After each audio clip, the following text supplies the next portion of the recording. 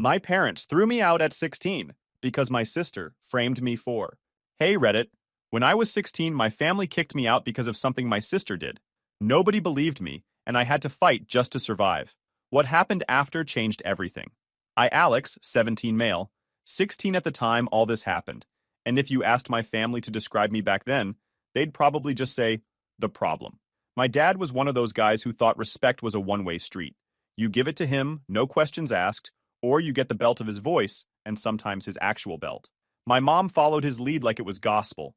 And then there was Lily, my sister, 2 years younger, and somehow the perfect child. She could set the kitchen on fire trying to make popcorn, and my parents would call it a learning experience. I forget to mow the lawn once, and I'm irresponsible and going nowhere in life. That's how it always was. Everything she did was excused. Everything I did was evidence that I was destined to screw up. If she aced a test, it was because she was hardworking and smart. If I aced a test, it was because I got lucky. She was the golden child, and I was the one dragging the family down. I always thought it was unfair, but I never expected her to take it to the level she did that night. It started normal. I was in my room on my old laptop, messing with some music downloads and half-assing homework. It was late, maybe past 11. Then my door flew open so hard it smacked the wall, and both my parents stormed in like I had just set off an alarm. My mom's face was red, Dad's veins popping in his forehead, and behind them, Lily, fake crying so hard she should have won an award for it. He stole it! I saw him take it from Dad's wallet, she wailed, pointing right at me. What? I sat up straight, confused as hell. Dad's already stomping across the room, checking around like he's on some investigation show. Then he grabs my pillow, lifts it, and there it was. Crumpled bills shoved under it, maybe around $400 to $500.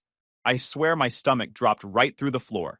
I told you, Lily screeched, crocodile tears running down her cheeks. My brain couldn't even process. I hadn't touched his wallet. I hadn't even been near it. But before I could get words out, Dad was in my face, jabbing a finger at my chest. You embarrassed this family for the last damn time. You think we didn't notice things missing before? You think we're stupid? I stood up quick, shaking my head. That's not mine. She planted it. She's lying. Why would I take money when I've been saving every dollar I get from babysitting and mowing lawns? Ask Mrs. Clark next door. Enough! He barked so loud it rattled my window. A liar and a thief. You've made this house a joke. I looked at Mom for backup, but she didn't even look me in the eye. She repeated whatever Dad said. No questions, like it was law. Meanwhile, Lily's standing behind them, head bowed like some saint. But I caught the smirk. That little flicker of satisfaction on her face when Dad started ripping my room apart, shoving my stuff into a trash bag like I was some stray they were dumping. Dad, please! It's not true, I shouted, my voice breaking. But it didn't matter. He yanked my backpack out of the corner, tossed it on the bed, and started filling it with random clothes. Mom started to say something, but one glare from Dad shut her up. Lily sniffled dramatically. I'm scared to even share a house with him. He gets so angry. What if he hurt me? That cut deeper than anything. I spun toward her, heart pounding. What are you talking about? I've never laid a hand on you. But the damage was done. Dad's jaw clenched. That's it. Out. Now. They shoved the bags into my arms, dragged me down the hallway while Lily trailed behind, whispering, I told you they'd believe me. When we hit the front door, Dad yanked it open. The night air hit me like ice. I was barefoot, still in sweatpants and a t-shirt. Dad shoved me onto the porch so hard I stumbled. My sneakers were still by the door, so I grabbed them before he could slam it shut. You don't come back here. Not until you're ready to admit what you did and apologize to your sister, he said, voice low and final. I didn't do anything, I shouted, my throat raw. She's lying to you. She set me up. Don't you dare talk about her like that, Dad snapped. She's been nothing but good to this family. You're jealous, Alex. Jealous and bitter. The door slammed shut, shaking the glass panes. For a second, I just stood there, trash bag slipping from my arms, waiting for it to swing open again. For someone to realize they'd just kicked out their own kid over some tears and planted cash. It never did. I sat down on the porch steps, shivering, staring out at the quiet street. I wasn't just grounded. I wasn't just in trouble. I was out. Exiled. 16 years old. Standing outside my own house with nothing but a trash bag of clothes and a backpack. Knowing my sister had won. She had their trust. Their love. Their blind loyalty. And me? I was disposable. I remember hugging that trash bag like it was some kind of lifeline. my chest so tight I could barely breathe. Part of me wanted to run back inside and pound on the door until they listened. Another part knew it wouldn't matter. They'd made their choice. And as I finally stepped off that porch and started walking into the night, one thought burned hotter than all the others. They'd rather believe her lies than my truth. And that's when I realized I wasn't just the black sheep. I was already cut out of the herd. That first night, I walked around the block until my legs hurt. I didn't even know where I was going. It was late, cold, and I was carrying a trash bag like some runaway. I thought about crashing in the park, but the benches were soaked from sprinklers. Then it hit me. Rachel lived a few blocks over. She'd been my best friend since middle school, so I figured maybe her family would let me stay a night. Her eyes went wide when she saw me standing there in sweatpants, holding a trash bag. She let me in quick, whispered questions, and I told her they kicked me out. She didn't even look surprised, just sad. She gave me a blanket on the floor and some leftover pizza, and I slept harder than I had in weeks. Her mom wasn't as forgiving. The next morning, she pulled me aside. She wasn't cruel, just straight with me. Alex, you can stay a couple nights, but I can't afford another mouth. You'll need to figure something out. I nodded, pretending it was fine, but my stomach twisted. By the third night, Rachel's mom drove me to school early and said I couldn't come back. That was it. I shoved my trash bag in my locker and pretended like I had somewhere else to be. From then on, I started couch hopping. A classmate let me crash on their sofa for a night, another let me stay in their basement, but it was always just for tonight. People didn't want to deal with the drama of my family. After about a week, I ran out of options. That's when I started sleeping wherever I could. Behind the gas station, in the corner near the dumpsters where the light didn't reach. Sometimes in the library if I timed it right and hid until closing, but the security guard caught me after a couple nights and kicked me out. I tried the school bathroom once, locking myself in a stall, but someone came in, saw my bag, and word spread fast. The hunger was worse than the cold. I had maybe $40 saved from mowing lawns and babysitting. That money disappeared fast on cheap burgers and vending machine snacks. After that, I skipped meals or just filled up on water fountains. My stomach growled so loud in class, I'd get looks. School didn't make anything easier. Lily worked fast. By the end of the first week, everybody had heard the story. How I stole money from my dad, how I got kicked out. She made it sound like I was some junkie in training. Kids pulled their backpacks closer when I sat near them. Teachers gave me those long stares, the kind that said they'd already been warned about me. In math class, a girl moved her notebook when I sat down. "Sorry, I don't want my stuff stolen," she said under her breath, just loud enough for everyone to hear. The whole row snickered. I wanted to yell, but I knew it wouldn't matter. One day in the hallway, a guy from the basketball team, Marcus, shouldered me on purpose and said, "Watch your hands, thief." I shoved him back out of instinct, and for a second I thought we were going to swing. A teacher broke it up, but I got the warning, not him. "One more incident, Alex, and you're suspended." Everywhere I went, it was the same. Lily shining, me sinking. She made sure to do it loud enough so everyone knew she was responsible with money, unlike some people. I swear she'd catch my eye across the cafeteria sometimes, give me this tiny smirk, then go right back to acting sweet in front of her friends. She was enjoying every second of it. By the second week, I was a ghost in my own school. Nobody wanted me around. I sat alone, ate alone when I even had food, and tried to act like I didn't care. But inside, it was eating me alive. Nights were the worst. I'd curl up with my bag, hoodie over my face, praying cops wouldn't hassle me or some drunk wouldn't wander by. The cold concrete made my back ache. My shoes stank from walking miles every day just to waste time. And all I could think was, my own family did this to me. Not strangers, not enemies, my sister.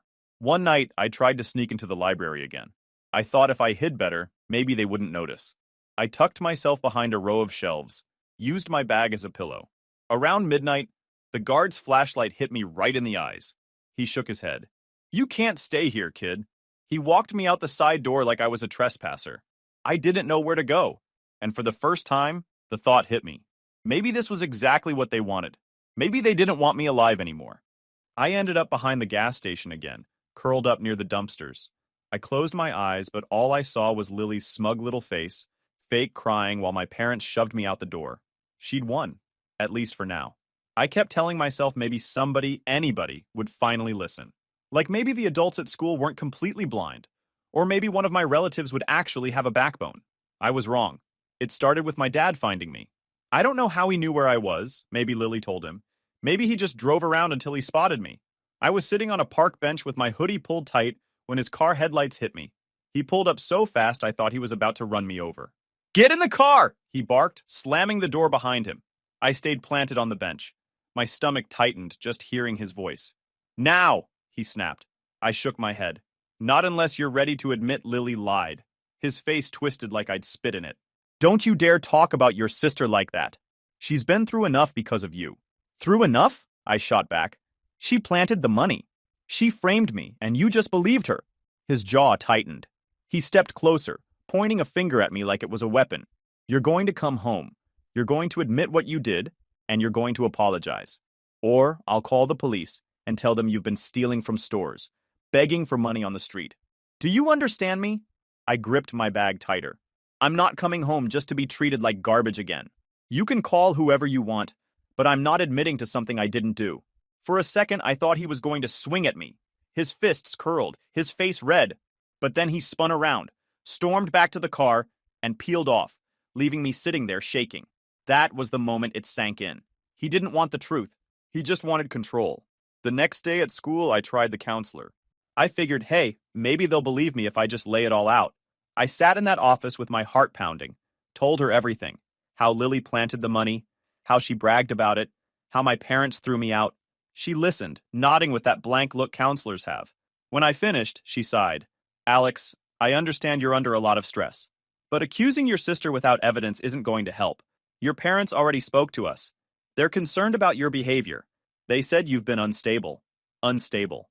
That word hit harder than anything, like I was some ticking bomb instead of a kid sleeping behind gas stations. "I'm telling the truth," I said, voice shaking. She just shook her head. "Focus on your schoolwork. The best way to show your family you're trustworthy is through your actions. So basically, suck it up." That's what she meant. I tried one more angle. I called my aunt from a payphone outside the grocery store. She picked up, cheerful until she heard my voice. The second I explained what happened, her tone shifted. "Alex, this isn't something I can get involved in. Your parents are doing what they think is best. Maybe if you just said sorry." I hung up before she could finish. My own blood didn't want to touch this mess. Everyone wanted the easy version of the story. Alex is a screw-up. Lily's perfect. Case closed. That night, I sat outside the gas station, back against the wall, sipping water I'd filled in the bathroom sink just to feel something in my stomach. The neon sign buzzed overhead. Cars rolled in and out, and I was just sitting there, invisible. Then I heard the voice I hated most. "Wow, didn't think you'd last this long out here." I looked up, and there she was, Lily, holding a soda, casual as hell, like she was just strolling by to say hi. I glared. "Why are you here?" She smirked. "Curious, I guess. Wanted to see how long it would take before you came crawling back." My fists clenched. "Why are you doing this to me? You think you had it rough? Try being me. Mom and Dad never let me slip, not once. Every grade, every chore, every little thing I did was compared to you. If I messed up, it was, 'Don't be like your brother.' That's all I ever heard." I frowned, but she kept going, her voice low and steady. "Now? For once, I don't have to be perfect. I don't have to prove anything. All I have to do is not screw up like you. And honestly, that's easy. I'm not giving that up." "You're sick," I muttered. Her grin widened. "What's really sick is how easy it was. Everyone already thought you were the screw-up. I just gave them proof." I wanted to scream, to shove her, something. But she leaned closer, her voice dropping. "And if you keep pushing it, if you keep running your mouth about me, I'll make up something even worse. And then you won't just be homeless. You'll be locked up." The way she said it, calm, confident, made my skin crawl. She wasn't bluffing. She was already plotting her next move. She walked off like she hadn't just threatened to nuke what little I had left.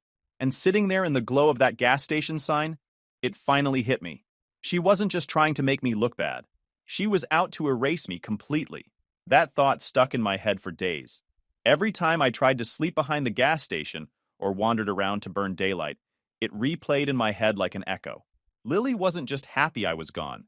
She wanted me erased, like I never existed. By the third week, I was sinking lower than I thought possible. My cash was gone, my phone was dead, and I hadn't had a real meal in 2 days. I carried that trash bag everywhere. School, bus stops, parking lots. It wasn't even clothes anymore. It was like a sign around my neck. Homeless loser. One night, I tried hiding in the school library again. I thought if I tucked myself deeper behind the shelves, maybe I'd get away with it. Around midnight, a flashlight beam hit me square in the face. Security grabbed my arm and marched me out. I already told you, you can't sleep here, kid. Try this one more time and I'll report you. Then you'll be suspended, he said, shaking his head. It started pouring not long after. I walked miles, rain soaking through my hoodie, my shoes squishing with every step. My trash bag got so wet the plastic tore, and half my clothes spilled onto the sidewalk. I scooped them up anyway, hugging the bag tight. Even though everything smelled like mildew, I ended up under the awning of a closed laundromat. My stomach cramped from hunger, the kind that made you lightheaded. That was my breaking point. I sat there shaking, thinking, maybe this is it. Maybe I'm just going to disappear out here, and nobody's going to care. That's when Rachel showed up. She came jogging up with an umbrella, hair plastered to her forehead, out of breath like she'd been searching. Alex, why didn't you answer your phone? I've been looking for you everywhere. My phone's dead, I muttered. Truth was, I hadn't had a charger in weeks. She crouched down next to me, ignoring the puddles soaking her jeans. You look awful. Thanks, I said, trying to laugh, but my voice cracked. She shoved a crumpled envelope into my hand. Here, take it.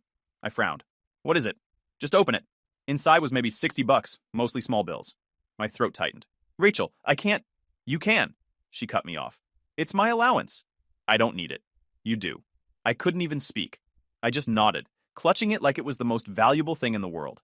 She looked around, lowered her voice. There's something else. Lily bragged at a party. I heard her. She told people she planted the money, that she set you up. My head snapped toward her. She admitted it? Yeah, but nobody believed her. They thought she was showing off. Some even said, even if it was true, you probably deserved it. It was like getting kicked in the chest. Deserved it. That's what people thought of me. I stood up, pacing under the awning. If I can get someone to back me up, they won't, Rachel said quietly. She's too popular. Nobody wants to cross her. They all think you're already a lost cause. That silence between us said everything. It wasn't just my parents. Everyone had written me off. That night, I sat in that laundromat doorway with Rachel's cash in my pocket, dripping wet, clothes stinking, my stomach clawing at me. I stared at the street, and something inside me hardened. If nobody was going to stand up for me, then I'd have to do it myself. That evening, after cleaning up in a gas station bathroom, I shouldered my soggy trash bag and started walking. I wasn't nervous. I wasn't scared. I was just done. When I turned onto our street, my chest tightened. The house looked the same as always. White siding, flower pots on the porch, the place I grew up in. Except now, it wasn't mine anymore. I stood there for a long minute, rain dripping off my hood, before I started up the driveway. I was going to walk through that door and force them to hear me, whether they liked it or not. My fist hit the door 3 times, loud enough that my knuckles stung. For a second, nothing. Then footsteps. The door creaked open, and there was Lily, like she'd been waiting. Her eyebrows shot up, then curved into a smirk. Well, look who crawled back, she said. I shoved past her before she could block me. My wet shoes squeaked on the hardwood. I'm not here to stay. I'm here to talk. From the living room, my mom's voice rang out. Alex? A second later, she appeared, drying her hands on a dish towel. Dad followed, arms crossed, his face already red. Out. Now. No, I said, chest heaving. You're gonna hear me this time. You've believed her lies long enough. Tonight, you're gonna hear mine. Dad stepped forward, towering over me. Watch your tone. You don't get to barge into this house and... Watch my tone? I snapped, louder than I meant. You threw me out with a trash bag because Lily cried and waved a couple bills around? You didn't even ask for my side. Not once. Because we know you, Dad shot back, voice sharp. You've always been reckless, Alex. Always jealous.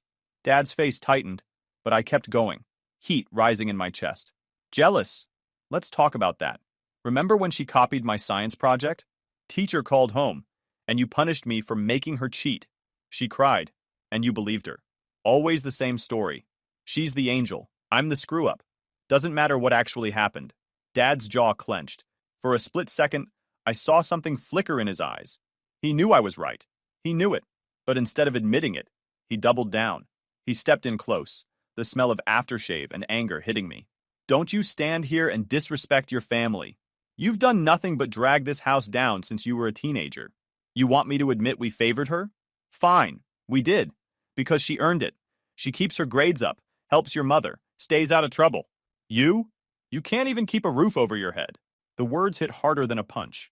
My fists curled, but I forced myself to stay upright. I can't keep a roof because you threw me out. Because she framed me, and you believed her without a second thought. Behind him, Lily leaned against the wall, sipping from a glass of water like she was watching a TV show. Smirk plastered across her face. I turned toward her. Go on. Swear right now you didn't plant that money. Look me in the eye and swear it. She tilted her head, lips twitching like she was holding back a laugh. Sure, I swear, she said, her tone dripping with sarcasm. I pointed at her, voice breaking. You hear that? You can't even take her seriously. She's lying to your faces, and you're still falling for it. Dad's face went red, his fists curling again. Then, out of nowhere, he snatched a glass off the table and hurled it at me. His aim was off, but it exploded against the wall right next to my head. Shards rained down, slicing my arm and cheek. Blood trickled down, but all he did was point at the door, his voice low and shaking with rage. Get out! Before I call the cops and tell them you broke in. You want to keep making scenes? Fine. You can do it from a jail cell. I steadied myself, breath ragged, my chest pounding. My throat burned, but I refused to let the tears show. You've made your choice, I said, voice low. You picked her. You always pick her. One day you're going to see her for what she is. And when that happens, don't come looking for me. The room went silent except for Lily's soft chuckle. Wow, she said under her breath, shaking her head. Drama much? I grabbed my bag off the floor, turned toward the door.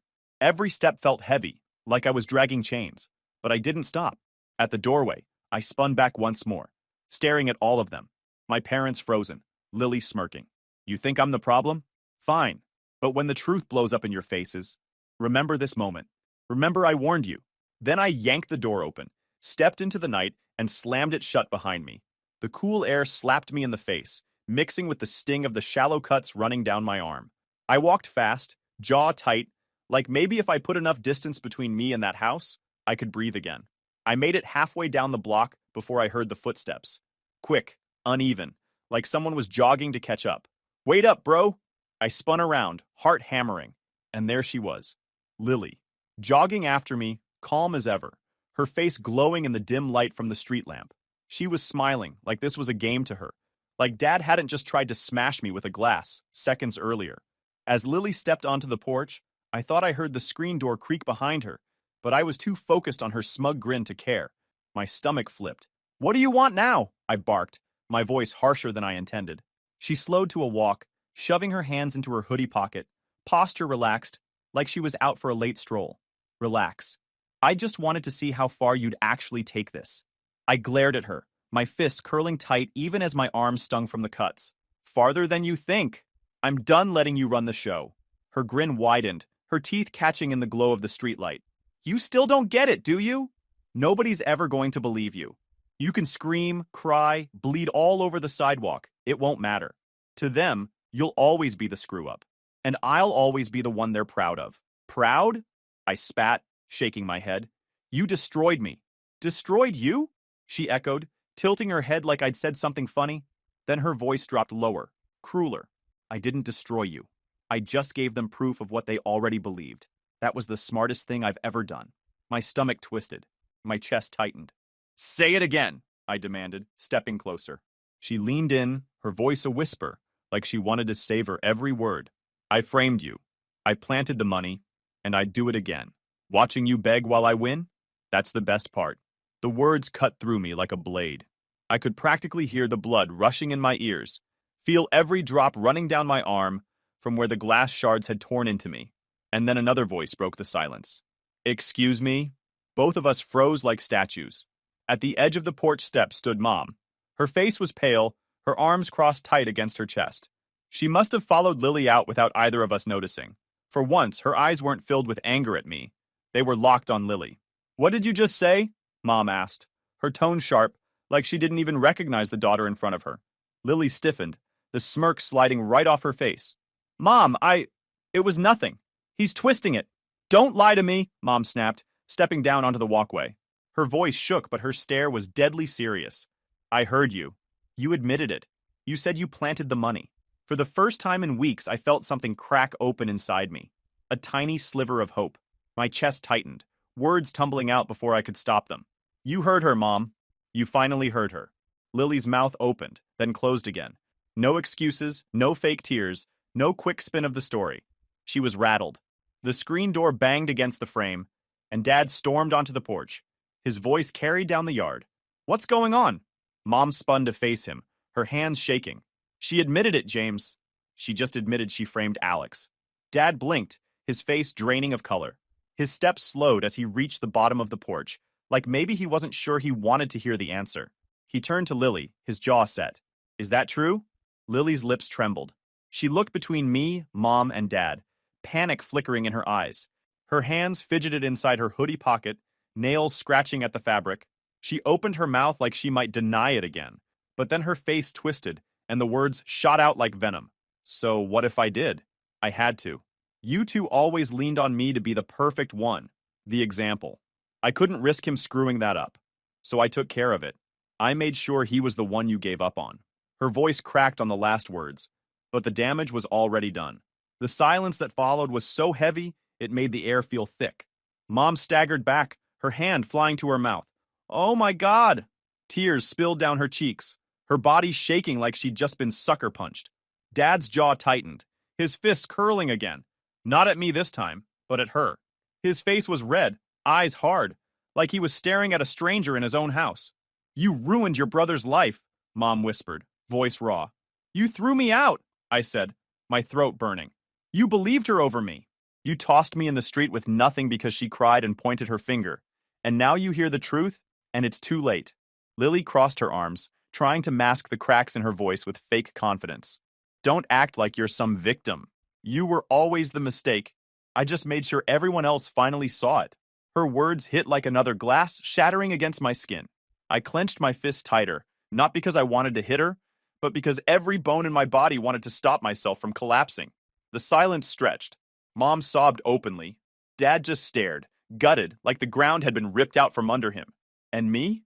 I stood there in the street, bleeding, exhausted, but finally, vindicated. They knew the truth now, but it didn't change the fact that they'd chosen her over me when it mattered most.